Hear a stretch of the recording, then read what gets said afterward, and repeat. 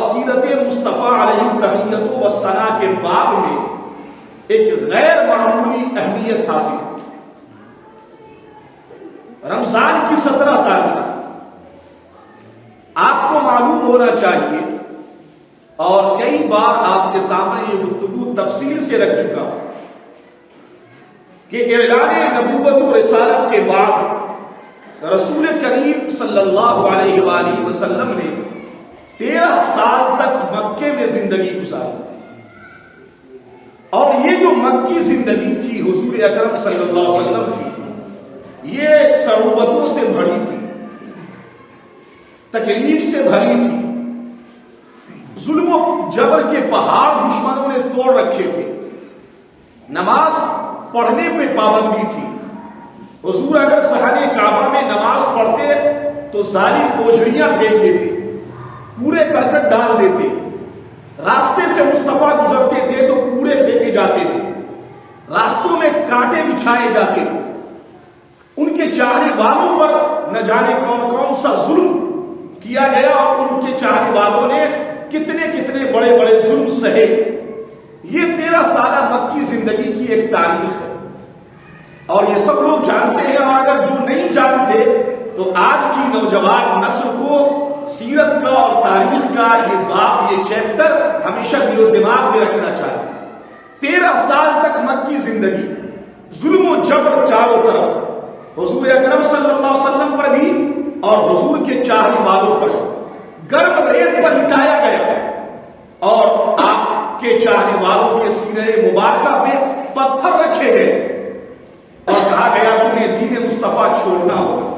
لیکن حضور کے جانثار ایسے تھے کہ گرم ریت پر لیٹنے کے باوجود، بھوکا رہنے کے باوجود، مصیبتیں کاٹنے کے باوجود، اور نہ جانے کون کون سا ظلم ان پہ ہو رہا تھا، وہ تمام تر ظلم و جبر کے سہتے ہوئے بھی آپ احد احد کا نعرہ لگا رہے تھے، اور یہی کہہ رہے تھے یہ تو کچھ بھی نہیں، اگر میری جان پر بھی من آئے آخری دم تک تو بھی دین مصطفیٰ ہاتھ سے نہیں چھوڑا جائے گا۔ حضور کے دین پر ہم عمل پیرا رہیں گے، حضور کے دین سے وابستہ رہیں گے۔ یہ 13 سال مکی زندگی اللہ کے آرڈر کا انتظار کر رہے تھے مصطفیٰ کریم صلی اللہ علیہ وآلہ وسلم۔ ذرا بھی مزاحمت نہیں فرمائی آقا نے، صبر کیا، ظلم ہوتا رہا، صبر کرتے رہے، تکلیف دیتے رہے ظالم، صبر کرتے رہے مصطفیٰ، صعوبتوں کے پہاڑ توڑے گئے، مصطفیٰ صبر کرتے رہے۔ 13 سال مکی زندگی گزارنے کے بعد آرڈر آتا ہے عرش کی پارلیمنٹ سے رب کریم کا، مصطفیٰ راتوں رات مکہ چھوڑے اور ہجرت کر کے آپ مدینہ جائیں۔ تو 13 سال مکے میں زندگی گزارنے کے بعد، اعلان نبوت و رسالت کے بعد، آپ نے رب کے حکم سے مدینہ کا رخ کیا، اور آپ ہجرت کر بیٹھے، اور آپ ہجرت کر کے مکے سے آپ مدینہ شریف تشریف لے گئے۔ یہاں آپ نے کوئی چھیڑ چھاڑ نہیں کی، جتنے بھی ظلم ہوئے، جبر ہوئے، صعوبتیں آئی، تکلیفیں آئی، مصیبتیں آئی، میرے پیغمبر نے صبر کیا، ان کے چاہنے والوں نے صبر کیا۔ لیکن جب آپ مدینے پہنچے ہجرت کر کے، 13 سال زندگی مکے میں گزارنے کے بعد، تب آپ کو یہ معلوم ہونا چاہیے کہ جب وہاں لوگ پہنچ گئے، مکہ سے گھر کو چھوڑا، کاروبار کے سامان چھوڑے، اپنے بال بچوں کو چھوڑا، پراپرٹی چھوڑی، جائیداد چھوڑی مکے کے اندر، اور سب کچھ چھوڑ چھاڑ کر اپنی پوری زندگی کا سرمایہ اور پونجی ان سب کو مکے میں چھوڑ کر مصطفیٰ کی آواز پر لبیک کہتے ہوئے بے سر و سامانی کے عالم میں سارے حضور کے چاہنے والے مدینہ پہنچ گئے۔ کچھ ساتھ نہیں تھا، اولاد بھی مکے میں رہ گئی، چاہنے والے مکے میں رہ گئے، سر و سامان مکے میں رہ گیا، اور وہاں بے سر و سامانی کے عالم میں آپ مدینہ پہنچتے۔ مدینہ کے لوگوں نے، جنہیں انصار کہتے، انہیں ہاتھوں ہاتھ لیا، جگہ دی، گھر دیا، اور رہنے کو مکان دیے، کاروبار میں حصے دیے، اور مہاجرین کی مدینہ کے انصاروں نے کھل کر مدد فرمائی۔ لیکن آپ کو معلوم ہونا چاہیے کہ یہ جو رئیس مکہ تھے، صنادید قریش اور سرداران قریش، ان کو ابھی بھی صبر نہیں، اور یہ چین سے ابھی بھی نہیں بیٹھ رہے۔ کہ یہ لوگ جو مکہ سے مدینہ چلے گئے تو یہ اتنے آرام سے کیوں ہیں؟ وہاں یہ لوگ کھا رہے ہیں، پی رہے ہیں، رہ رہے ہیں، آرام کر رہے ہیں. ان کے دل میں ایک چبھن تھی، ایک کسک تھی، ایک درد تھا، ایک چیخ پکار تھی کہ مکے سے جانے والے غریب لوگ مدینہ میں آرام سے کیوں ہیں؟ وہ مدینہ میں جانے کے بعد بھی یہ ظالم ان لوگوں کو چھیڑ چھاڑ کر رہے تھے، بار بار ٹارچر کر رہے تھے. کبھی جا کر کے ان کی بکریاں لوٹ لیتے، کبھی جا کر کے اونٹ لے آتے، کبھی ان کے سامان تجارت پہ حملہ کر دیتے، کبھی اور کسی طریقے سے حملہ کرتے، کبھی اور کسی طریقے سے حملہ کرتے. یعنی مکے کے لوگوں نے جب حضور کے چاہنے والے مدینہ چلے گئے تو مدینے میں بھی چین سے رہنے نہیں دیا. ان کے پیچھے پڑ گئے کہ تم مکے چھوڑ کر آئے ہو پھر بھی ہم تمہیں چین سے نہیں رہنے دیں. لوٹ پاٹ کا ایک دور تھا اور ان پر ظلم و جبر ہو رہے تھے. اب اس صورت حال میں کرنا کیا چاہتے؟ ظالموں نے لکھا، لکھنے والوں نے لکھا، اپنے ملک کے اندر ایک ظالم نے لکھا جس کو دنیا بدبخت یزید اور ناپاک وسیم رضوی کہتے ہیں. اس نے اپنی کتاب کے اندر لکھا کہ نہیں لکھا، یہ لکھا کہ مدینہ میں جب مسلمان پہنچے تو ان لوگوں نے کفار مکہ کے سامان تجارت پہ حملہ کیا، ڈاکہ زنی کی. مسلمانوں کا یہ شیوا تھا. اب آپ سے پوچھتا ہوں اور دنیا اس بات کا جواب دے گی اور دینی چاہیے کہ 13 سال تک مکے میں ظلم ہوا مسلمانوں پر، مسلمانوں کے پیغمبر پہ کوئی مزاحمت نہیں، کوئی چھیڑ چھاڑ نہیں. مصطفیٰ اور ان کے چاہنے والے صبر کرتے رہے. جب مکہ سے نکل کر اور ہجرت کر کے جب مدینہ پہنچے تو بھی ان ظالموں نے چین سے نہیں رہنے دیا، پھر بھی چھیڑ چھاڑ کرتے رہے، سامان لوٹتے رہے. ایسے عالم میں مسلمانوں کو اور مسلمانوں کے رہبر اور لیڈر یعنی محمد مصطفیٰ صلی اللہ علیہ وآلہ وسلم کو ایک ٹھوس قدم اٹھانا چاہیے کہ نہیں اٹھانا چاہیے؟ جب ان کے چھیڑ چھاڑ برقرار رہے اور ان کا سامان لوٹنا برقرار رہا تب رسول اکرم صلی اللہ علیہ وآلہ وسلم نے سن 2 ہجری میں 1 سال گزر گئے. آپ کو پتا ہے کہ ہجرت کا سال کب سے شروع ہوتا ہے؟ ہجری سے. جب مصطفیٰ ہجرت کر گئے مدینہ تو وہ پہلا سال تھا. ہجرت کا دوسرا سال آیا تو میرے آقا نے صحابہ کرام کو اکٹھا کیا اور فرمایا سنو، ہم لوگ تو مکہ چھوڑ کر آ گئے، رب کا آرڈر آیا پیغمبر راتوں رات نکل جائے، ہجرت کر جائے، مکہ چھوڑے مدینہ پہنچے. اور آپ کے چاہنے والوں کو بھی یہی آرڈر ہے، جو جانا چاہتے ہیں مصطفیٰ کی آواز پہ لبیک کہنا چاہتے ہیں وہ اپنا گھر بار چھوڑ کر، پراپرٹی جائیداد چھوڑ کر وہ مدینہ پہنچ جائے. آگے کیا ہوگا؟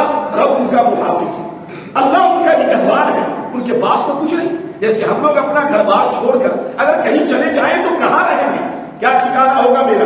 لیکن جو مومن صادق ہوتے ہیں ان کا بھروسہ ہر وقت ہر حال میں رب کریم پہ ہوتا ہے. جب آواز دی مصطفیٰ نے تو سارے چاہنے والوں نے اپنی پراپرٹی جائیداد چھوڑی اور مدینہ پہنچے. اب آپ اندازہ لگائیں 1 سال گزر گیا ہجرت کا، یہ سال تھا دوسرا، ہجرت کا دوسرا سال یعنی سن 2 ہجری. آقا کریم صلی اللہ علیہ وسلم نے صحابہ کرام کی ایک میٹنگ بلائی، ایک نشست بلائی اور مشورہ کیا. مصطفیٰ کریم نے کہا دیکھو رب کریم نے خواب کے اندر مجھے بتایا ہے کہ 2 گروہ ہیں اے پیغمبر، 2 جماعت ہے کافروں کی، ان میں سے کسی ایک پر آپ کو فتح عطا فرمائے، اللہ آپ کو فتح عطا کرے گا کسی نہ کسی ایک پر. کون ایک ہوگا یہ بعد میں پتہ چلے گا، لیکن ایک پر اللہ آپ کو عظیم فتح عطا فرمائے گا. میں خوشخبری دیتا ہوں تمہیں، تم لوگ تیار ہو؟ وہ گروہ کون سا ہے؟ کہا کہ کفار مکہ کا ایک گروہ، اس کی ایک جماعت ملک شام سے سفر کر کے آ رہی ہے، وہاں سے آ رہی ہے. اس کے لیڈر کون ہے، قائد کون ہے، رہبر کون ہے؟ ابو سفیان. اس وقت ایمان نہیں لائے تھے، بعد میں مسلمان ہوئے فتح مکہ کے بعد. ابو سفیان اس قافلے کے لیڈر تھے، رہبر تھے، جو شام سے قافلہ آ رہا تھا، سامان سے لدا ہوا، نہ جانے کتنے ہزار ٹن مال لے کر ابو سفیان اپنی قیادت میں ملک شام سے مکہ آ رہے تھے، اور یہ خبر پھیلائی تھی کہ جو سامان ہم نے مکے سے لے جا کر شام میں بیچا ہے، تو جو پونجی ہے، پونجی وہ تو میرے کام آئے، لیکن جو پروفٹ آئے، جو نفع آیا ہے، اس سے ہتھیار بنایا جائے گا اور مسلمانوں پہ حملہ کیا جائے گا، اور مدینے میں بھی ان سے لڑا جائے گا، چین سے نہیں رہنے دیا جائے گا۔ یہ بات گشت کر گئی، پھیل گئی، مسلمانوں نے ٹھوس قدم اٹھائے۔ یہ جو قافلہ آ رہا ہے ان کے شام سے ابو سفیان کی قیادت میں، ہم اس کو روکیں گے بڑھ کر۔ کہاں بڑھ کے روکیں گے؟ بدر کے میدان میں۔ یہ بدر ایک کنواں تھا، ایک کنویں کا نام تھا بدر، اسی کنویں کے نام سے وہ پورا علاقہ بدر کا علاقہ کہلاتا ہے۔ تقریباً 80 کلومیٹر سے زائد کی دوری ہے مدینہ طیبہ سے میدان بدر کی، 80 کلومیٹر سے زائد کی دوری، بلکہ اس وقت میں جب کلومیٹر اور کم ہوئے تو یہ تو 100 سے بھی زیادہ بڑھ گئے۔ اتنی دور ہے مدینہ طیبہ سے بدر کا میدان۔ میرے مصطفیٰ نے اپنے چاہنے والوں کو اس ارادے سے ساتھ لیا کہ وہ قافلہ جو آ رہا ہے اور بدر کے راستے سے ہو کر کے مکہ پہنچے گا، اس کو روکا جائے اور اس کے سامان کو اپنے قبضے میں لیا جائے۔ اور یہ عین فطرت کا تقاضا ہے، کیونکہ وہ چھیڑ چھاڑ بار بار کر رہے تھے نا، بار بار ظلم کر رہے تھے، بار بار جبر کر رہے تھے۔ کون؟ کفار مکہ، صنادید قریش، رئیسان مکہ۔ مسلمان مدینہ پہنچ گئے، پھر بھی چین سے نہیں رہنے دے رہے تھے۔ تو اب وہ ایک شعر ہے نا، نہ تم صدمے ہمیں دیتے، نہ ہم فریاد یوں کرتے، نہ کھلتے راز سر بستہ، نہ یوں رسوائیاں ہو۔ اگر مکے کے یہ ظالم مدینے میں بسے ہوئے لوگوں پر ظلم نہ کرتے، انہیں چھیڑ چھاڑ نہ کرتے، تو یہ واقعہ پیش نہیں آتا۔ کوئی ایسے کسی پر تھوڑے ہی حملہ کرتا ہے یا ان کے قافلے کو روکتا ہے۔ پہلے تم نے ہمیں صدمہ دیا، تم نے پہلے ہمیں چھیڑا، ہماری زندگی تم نے اجیرن کر دی، تباہ کر دی، جینا دشوار کر دیا۔ نہ تم صدمے ہمیں دیتے، نہ ہم فریاد یوں کرتے، نہ کھلتے راز سر بستہ، نہ یوں رسوائیاں ہوتی۔ تم نے ہمیں صدمہ دیا، تم نے ہم نے ظلم کیا، تم نے ہمیں ٹارچر کیا، تم نے ہمارا آرام سے جینا دشوار کر دیا تھا ظالموں نے۔ تو رسول اکرم صلی اللہ علیہ وسلم اپنے چند صحابہ، جن کی تعداد تقریباً 310 سے زائد پر مشتمل تھی، انہیں لے کر آپ مدینہ طیبہ سے نکلے بدر کے میدان کی طرف۔ کس غرض سے نکلے تھے؟ کہ ایک قافلہ آ رہا ہے ابو سفیان کی قیادت میں، اس قافلے کو روکنا ہے، مال سے لدا ہوا ہے، اور وہ مال جو حقیقتاً میرا مال ہے۔ کیسے میرا مال ہے؟ کہ جو لوگ مکے سے مدینہ گئے تھے ہجرت کر کے، ان کی پراپرٹی مکے میں تھی، جائیداد مکے میں تھی، ان ظالموں نے اس پراپرٹی پہ قبضہ کیا اور ان کے سامان کو لے جا کر شام کے بازار میں بیچا، اور وہاں سے اچھی رقم لے کر کے واپس ہو رہے تھے۔ تو وہ مال کس کا تھا؟ مسلمانوں کا تھا۔ وہ پراپرٹی کس کی تھی؟ مسلمانوں کی تھی۔ تو وہ حقیقتاً ہجرت کر کے جو لوگ مدینہ گئے تھے وہ ان کا مال تھا، ان کے مال سے آئی ہوئی رقم تھی، ان کے مال سے آیا ہوا پروفٹ تھا۔ تو مسلمانوں نے چاہا کہ اسے روکا جائے۔ رسول اکرم صلی اللہ علیہ وسلم روکنے کے لیے اور اس مال کو اپنے قبضے میں لینے کے لیے آگے بڑھے، اور یہ عین فطرت کا تقاضا ہے۔ کیوں؟ آپ یقین جانیں، اس وقت میں دنیا اگر آپ کو تباہ کرنا چاہتی، ہمیں اور آپ کو، تو ہمارے اقتصادی شعور پر اور ہماری اقتصادی حیثیت پہ حملہ آور ہوگا۔ اگر روزی روٹی چھین لیں گے تو ہم مر جائیں گے کہ نہیں؟ اگر ہم سے کاروبار چھین لیا جائے گا تو ہم مریں گے کہ نہیں؟ اگر ہمارے جو بازار، ہماری جو مارکیٹ ہے، اگر اس میں ظالم آگ لگا دیں گے تو ہم بے گھر ہوں گے کہ نہیں ہوں گے؟ تو یہ جو روزی روٹی ہے، اقتصادی معاشیات، اس پر حملہ کرنا یہ انسانی فطرت کا تقاضا ہے، اسے کمزور کرنے کے لیے۔ یہاں رئیس مکہ بڑھ رہے، ان کی طاقت بڑھ رہی، اللہ کے رسول نے اقتصادی حملہ کیا کہ ان کے اقتصادی مالیات پر حملہ کیا جائے، ان کو روکا جائے اور ان کے مال کو اپنے قبضے میں لیا جائے، جو کہ حقیقتاً میرا مال ہے۔ مصطفیٰ آگے بڑھے، یہ بات پتا چل گئی ابو سفیان کو. توجہ رکھنا, یہ بات ابو سفیان کو پتا چلی کہ محمد 300 سے زائد تعداد پر مشتمل اپنی فوج لے کر بدر کے میدان کی طرف بڑھ رہے ہیں, اور ہم جو شام سے آ رہے ہیں وہ اسے لوٹ لیں گے. تو اس نے ساحل سمندر کا راستہ اختیار کیا, اور سمندر کے راستے سے اس نے اپنے آپ کو مکہ پہنچنا آسان سمجھایا. اور اس نے اس سے پہلے کہ ساحل سمندر کا راستہ اختیار کرے, یہ خبر مکے میں بھیج دی ابو جہل کو, جو سردار مکہ تھا, جو اس امت کا فرعون تھا ابو جہل, کہ دیکھو ہم تو قافلے کے ساتھ آ رہے ہیں, مال لے کر کے آ رہے ہیں, میری قیادت ہے, اور نہ جانے کتنے ہزار ٹن مال ہے اونٹوں پر لگے ہوئے. ہو سکتا ہے بدر کے میدان میں مسلمان حملہ کریں گے اور ہمارے مال کو اپنے قبضے میں لے لیں گے, تم میری مدد کے لیے مکے سے نکلو. تو ابو جہل کو جب یہ خبر ملی, ابو سفیان کا یہ پیغام ملا, تو ابو جہل 1000 تعداد پر مشتمل بڑے بڑے پہلوان اور آلات حرب اور سامان حرب, جنگی سامان سے لیس ہو کر 1000 سے تعداد پر مشتمل فوج لے کر مکے سے نکلا. ابو سفیان نے خبر تو دیا مکے میں, لیکن راستہ بدل دیا. بدر کا جو راستہ تھا وہ چھوڑا اور ساحل سمندر کا راستہ اختیار کیا, اور سمندر کے کنارے ساحل سمندر سے ہوتے ہوئے وہ مکہ پہنچ گیا. اب مکہ پہنچ کر پھر اس نے خبر دیا ابو جہل کو کہ تم لوگ تو مکے سے نکل گئے ہو میری مدد کے لیے, لیکن ہم صحیح سلامت مکے پہنچ گئے. ہم نے راستہ بدل دیا, مسلمانوں کے قبضے میں ہم نہیں آئے, ساحل سمندر سے ہم لوگ مکے پہنچ گئے. اب ابو جہل نے میٹنگ بلائی دوران سفر, اور 1000 کی جو تعداد کی پوچھا. عتبہ تھا, شیبہ تھا, ولید تھا, امیہ ابن خلف تھا, یہ سارے سردار مکہ اس تعداد میں شامل تھے. اس جماعت میں میٹنگ بلائی, نشست بلائی اور مشورہ کیا, سنو ہم لوگ جس مقصد سے نکلے تھے, مقصد کیا تھا کہ اپنے قافلے کو جو شام سے آ رہا ہے اسے صحیح سلامت مکے پہنچانا. وہ پہنچ گیا مکہ ابو سفیان کی قیادت میں. اب بولو مقصد کیا ہے, کرنا کیا ہے؟ جس مقصد کے لیے نکلے تھے وہ تو پورا ہو گیا.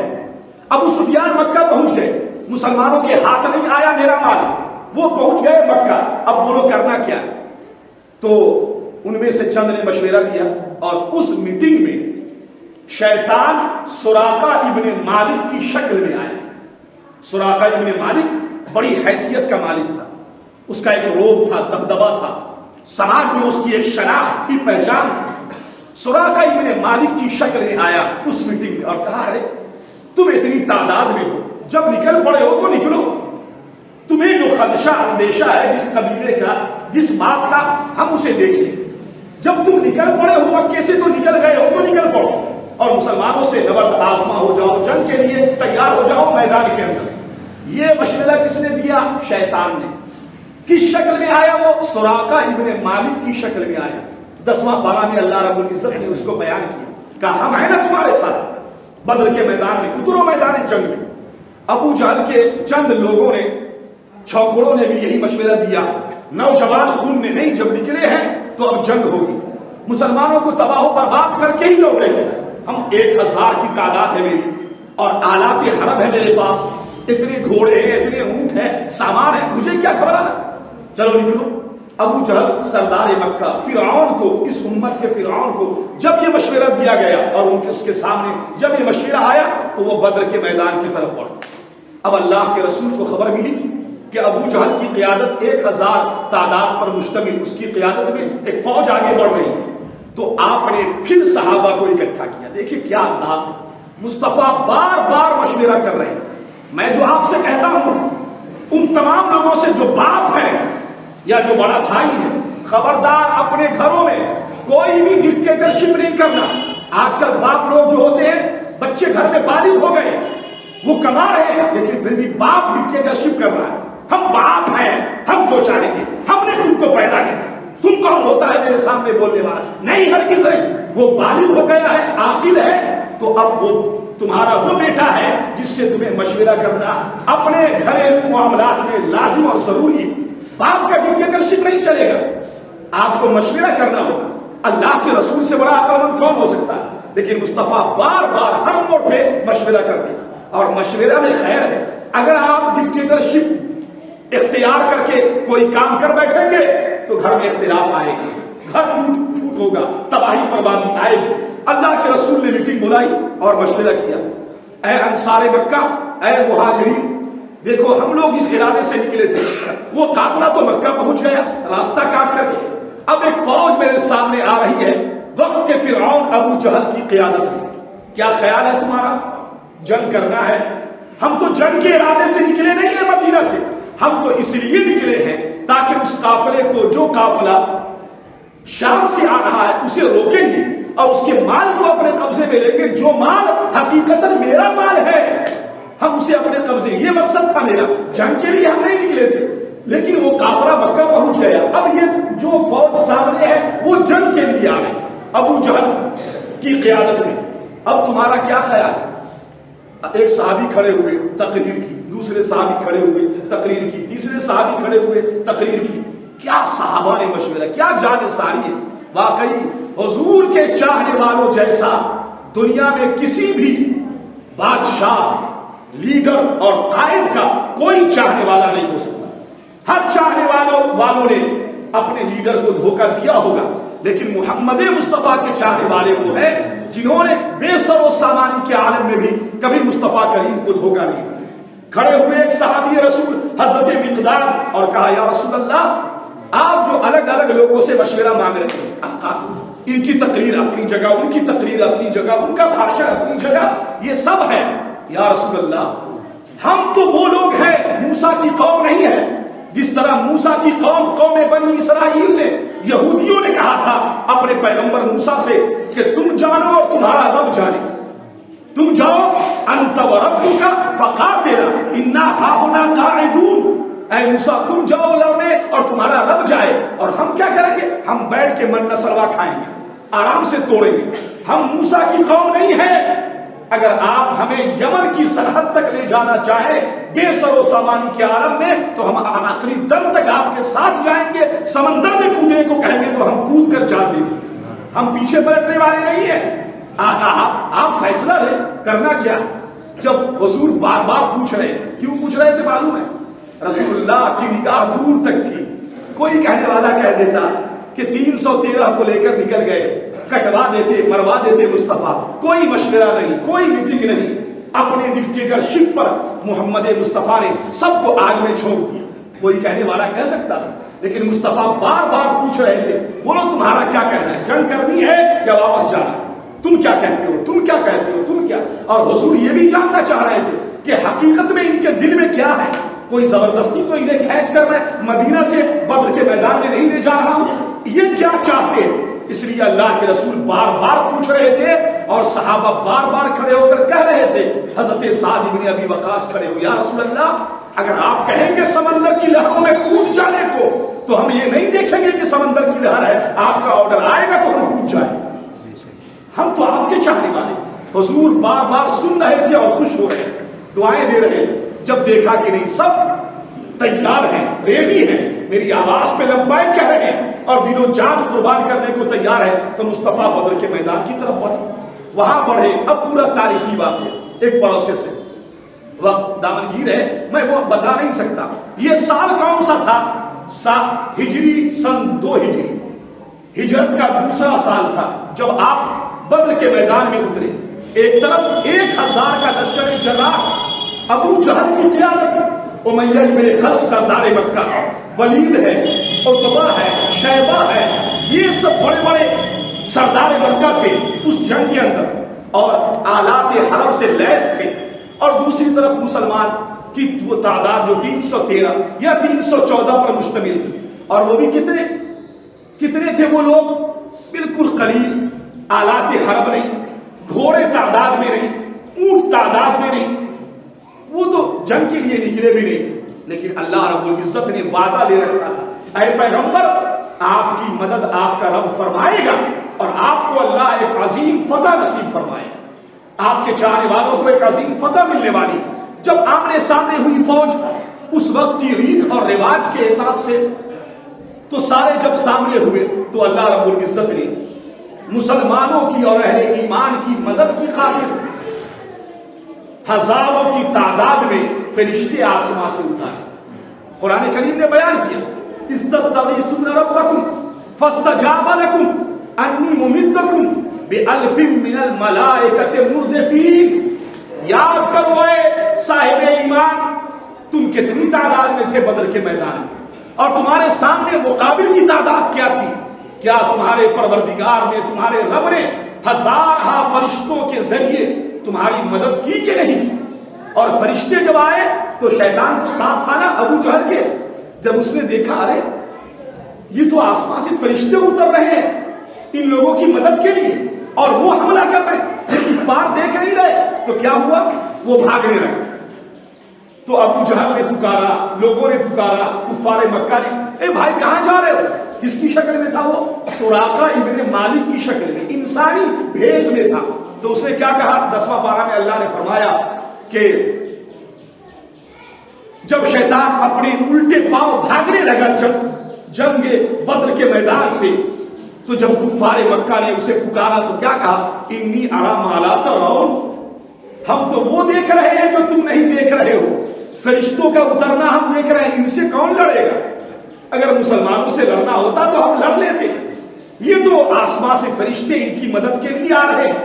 انی اخاف اللہ رب العالمین، میں اللہ سے ڈر رہا ہوں. یہ آواز کی شیطان کی، میں اللہ سے ڈر رہا ہوں جو کائنات کا رب ہے، پالن ہار ہے، پروردگار ہے، پالنے اور پوسنے والا ہے، رب العالمین ہے. میں اس رب سے ڈرتا ہوں کیونکہ میں وہ دیکھ رہا ہوں اے کفار مکہ اور اے سردار مکہ جو تم نہیں دیکھ رہے ہو. وہ کیا؟ فرشتوں کا اترنا بدر کے میدان میں، اور فرشتوں کا جو حملہ ہو رہا تھا وہ سوچ رہے تھے تلوار کہاں سے گر رہی، اور اللہ نے مدد فرمائی اور 14 صحابہ شہید ہوئے. کتنے؟ 14 صحابہ شہید ہوئے، شہادت کے درجے پہ فائز ہوئے. اور کفار مکہ کے اندر سردار مکہ سمیت 70 لوگ واصل جہنم. کتنے لوگ؟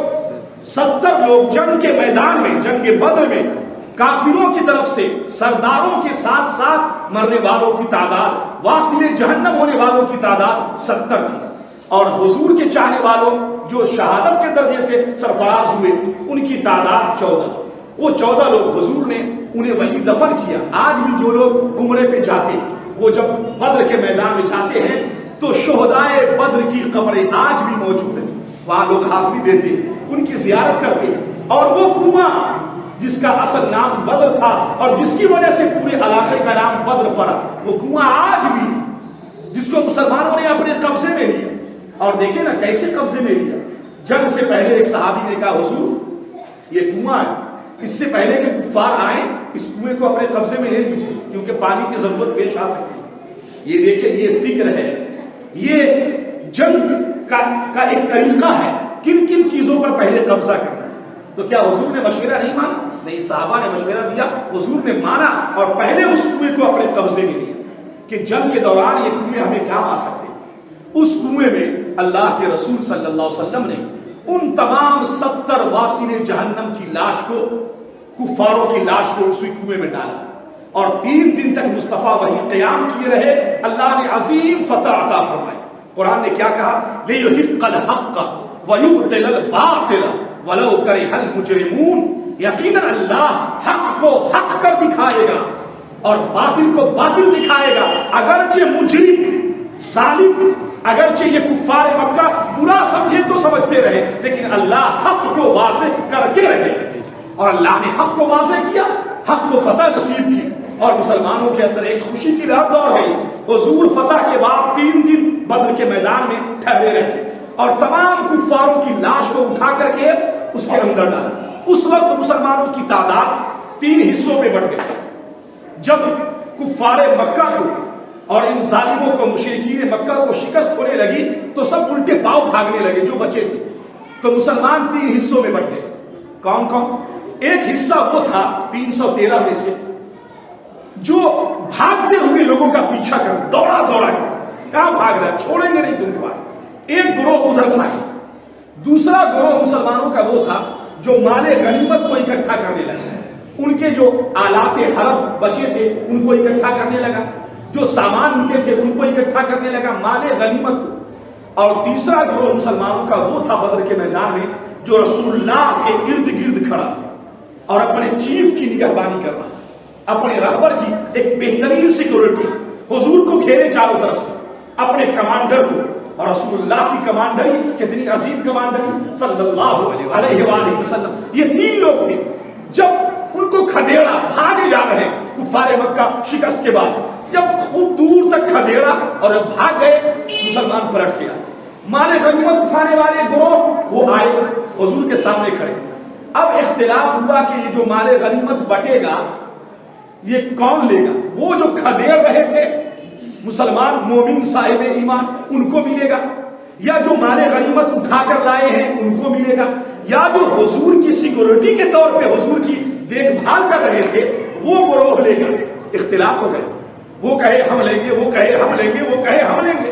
اب تو مسلمانوں میں اختلاف ہونے لگے، مال غنیمت کون لے گا؟ تب اللہ نے اتارا سورہ انفال کی پہلی آیت، یسألونک عن الانفال قل الانفال للہ والرسول۔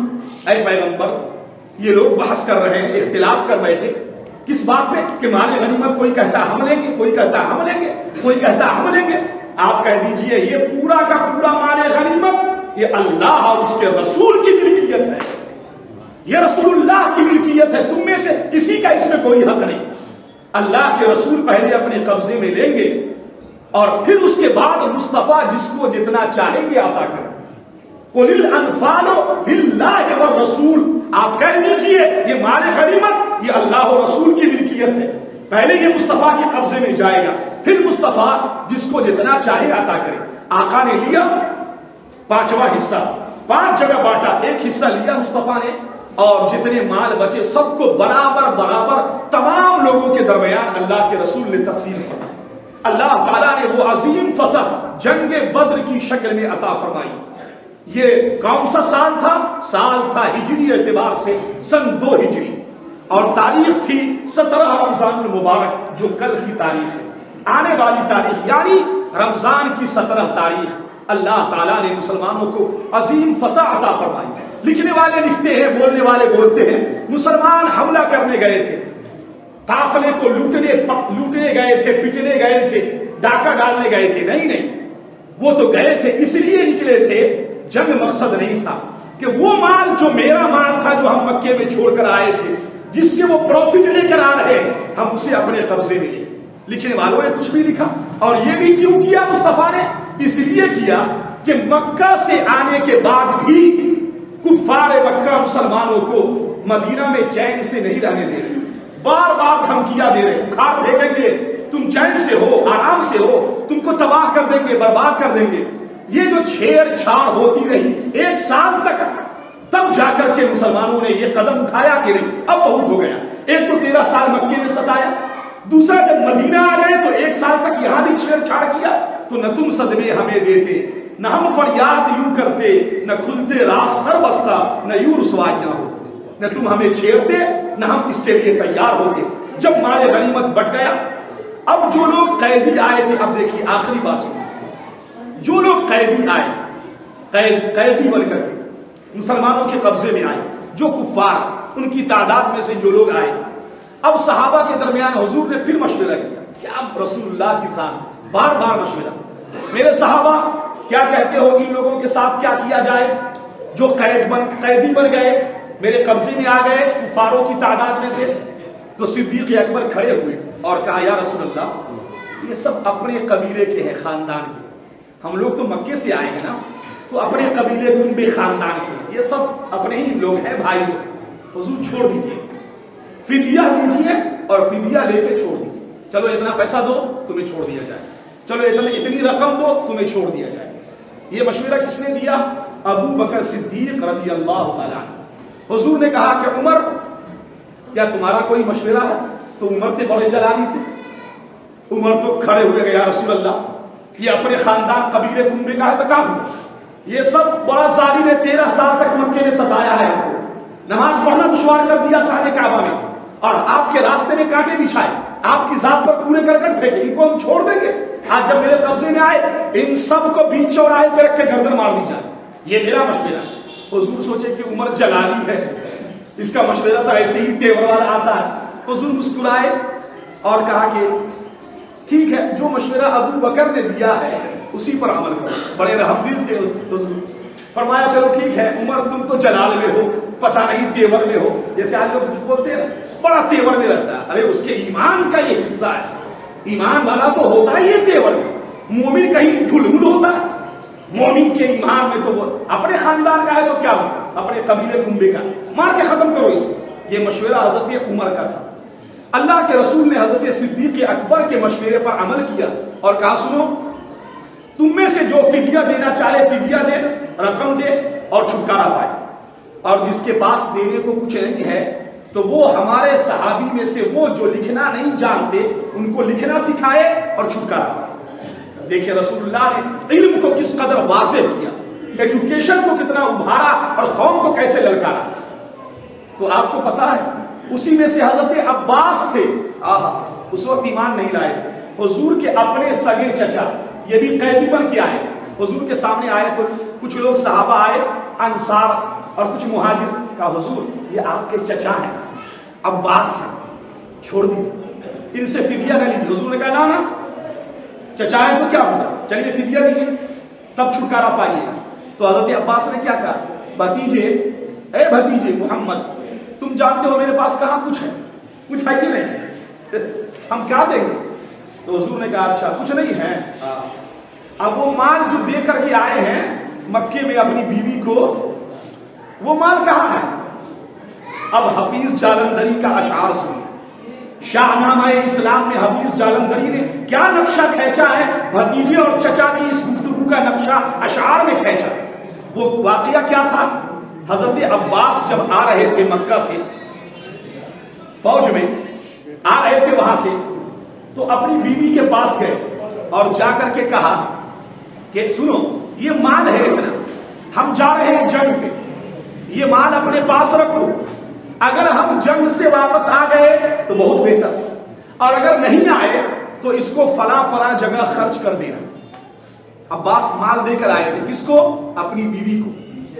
تو حضور نے پوچھا صلی اللہ علیہ وآلہ وسلم، حضور نے پوچھا کہ چچا جان وہ جو مال آپ دے کر کے آئے ہیں وہ مال کہاں ہے.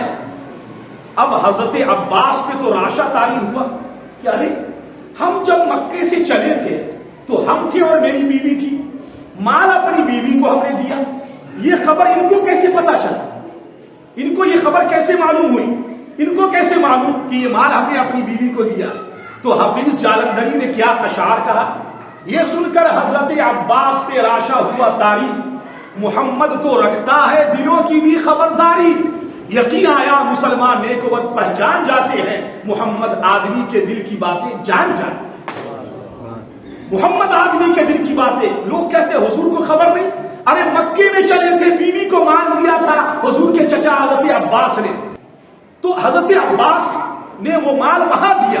رسول اللہ کو پتا چلا، اللہ نے وہ علم عطا کیا کائنات کے سردار کو، رسول اکرم صلی اللہ علیہ وسلم کو، کہ حضور جان گئے.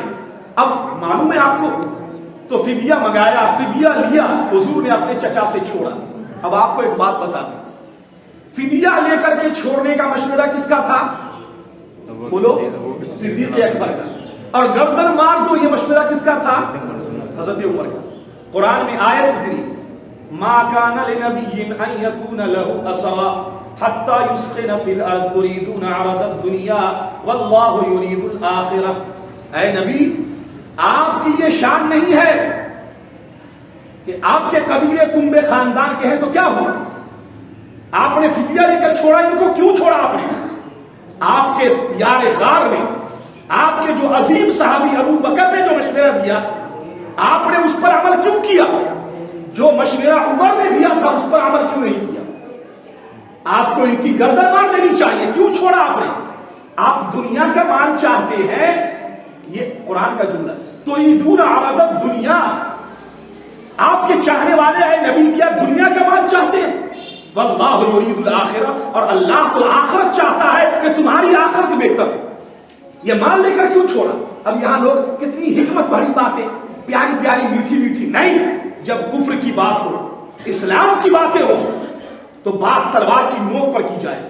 کہا کہ عمر نے جو مشورہ دیا تھا اگرچہ یہ اپنے قبیلے خاندان کنبے کے ہیں تو ہیں, بھائی ہیں تو ہیں, لیکن یہ ہے اسلام کے دشمن. اسلام کے مقابلے میں نہیں دیکھا جائے گا کہ بھائی ہے کہ بھتیجا ہے کہ ماموں ہے کہ چچا ہے, نہیں دیکھا جائے گا. ان کو بیچ چوراہوں پر رکھ کر اس کی گردن ماری جائے. عمر نے جو مشورہ دیا, اے پیغمبر آپ نے اس پر عمل کیوں نہیں کیا؟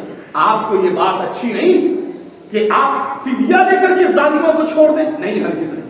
پتا کیا چلا کہ عمر وہ ذات ہے جن کے مشورے ایسے ہوتے ہیں جن کی تائید عرش کی پارلیمنٹ سے آیا ہے, اللہ عرش سے اتارتا ہے. عمر کا مشورہ صحیح مشورہ تھا.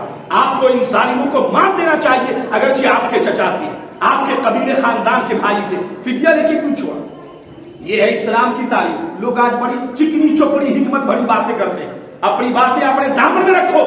اسلام اور کفر کی باتیں ہوں گی, اور جب اسلام کی حقانیت کی باتیں ہوں گی اور دین کی باتیں ہوں گی تو تلوار کی نوک پہ ہوگی. چاہے وہ کسی کو حق لگے یا جھوٹ اور غلط لگے. لیحق الحق ویبطل الباطل ولو کرہ المجرمون. اللہ حق کو حق کر دکھاتا ہے اور باطل کو باطل کر دکھاتا ہے. اگرچہ برا سمجھنے والے برا سمجھتے ہیں تو سمجھتے رہے, کوئی فرق نہیں پڑتا. اس لیے وہ اسلام کی عظیم تاریخ ہے. سن 2 ہجری. اللہ تعالی ہمیں اور آپ کو یہ تاریخ اور سیرت کا یہ باب بار بار پڑھنے کا موقع, سننے کا موقع عطا کرے. اس سے مسلمانوں کو ایک طاقت ملتی, مسلمانوں کو ایک قوت عطا ہوگی.